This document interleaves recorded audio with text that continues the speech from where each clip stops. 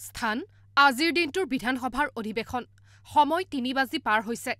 অধিৱেশনৰ আজিৰ দিনটোৰ কাৰ্যসূচীৰ সামৰণি পৰাৰ কিছু মুহূৰ্তৰ পূৰ্বে বিধায়ক অখিল গগৈৰ ভাষণ আৰম্ভ।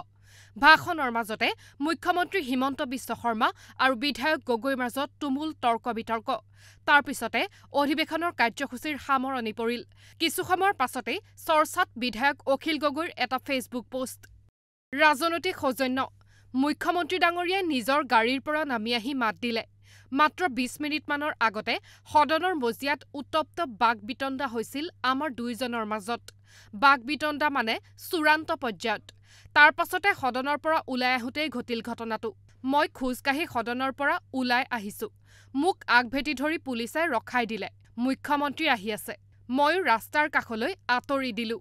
খন্তেক পাছতে গাড়ী আহি মোৰ ওচৰ পালেহি। মই মুখ্যমন্ত্ৰীয়ে নেদেখাকৈ আঁতৰি দিছোঁ। কিন্তু মুখ্যমন্ত্ৰী ডাঙৰীয়াৰ গাড়ীখন ৰৈ গ'ল। মুখ্যমন্ত্ৰী নামি আহি কৰমৰ্দন কৰিলে। হাঁহি হাঁহি সুধিলে, ভালে আছা? মোৰ সমষ্টিৰ কিবা কাম তেওঁ কৰি দিবলগীয়া আছে নেকি সুধিলে। মই ক'লোঁ, শিৱসাগৰৰ বিশ্ব ঐতিহ্য ক্ষেত্ৰৰ ফাইলটো আপোনাৰ টেবুলত পৰি আছে। তেখেতে তৎক্ষণাৎ কৰি দিব বুলি প্ৰতিশ্ৰুতি দিলে। ধন্যবাদ মুখ্যমন্ত্ৰী ডাঙৰীয়া। এই ৰাজনৈতিক সৌজন্য সঁচাই বিৰল। স্থান আজিৰ দিনটোৰ বিধানসভাৰ অধিৱেশন সময় ৩ বাজি পাৰ হৈছে। অধিৱেশনৰ আজিৰ দিনটোৰ কাৰ্যসূচীৰ সামৰণি পৰাৰ কিছু মুহূৰ্তৰ পূৰ্বে বিধায়ক অখিল গগৈৰ ভাষণ আৰম্ভ। ভাষণৰ মাজতে মুখ্যমন্ত্ৰী হিমন্ত বিশ্ব শৰ্মা আৰু বিধায়ক গগৈৰ মাজত তুমুল তৰ্ক বিতৰ্ক। তাৰ পিছতে অধিৱেশনৰ কাৰ্যসূচীৰ সামৰণি পৰিল। কিছু সময়ৰ পাছতেই চৰ্চাত বিধায়ক অখিল গগৈৰ এটা ফেচবুক পোষ্ট। ৰাজনৈতিক সৌজন্য মুখ্যমন্ত্ৰী ডাঙৰীয়াই নিজৰ গাড়ীৰ পৰা নামি আহি মাত দিলে। মাত্ৰ ২০ মিনিটমানৰ আগতে সদনৰ মজিয়াত উত্তপ্ত বাক-বিতণ্ডা হৈছিল আমাৰ দুয়োজনৰ মাজত। বাক-বিতণ্ডা মানে চূড়ান্ত পৰ্যায়ত। তাৰ পাছতে সদনৰ পৰা ওলাই আহোঁতেই ঘটিল ঘটনাটো। মই খোজকাঢ়ি সদনৰ পৰা ওলাই আহিছোঁ। মোক আগভেটি ধৰি পুলিচে ৰখাই দিলে।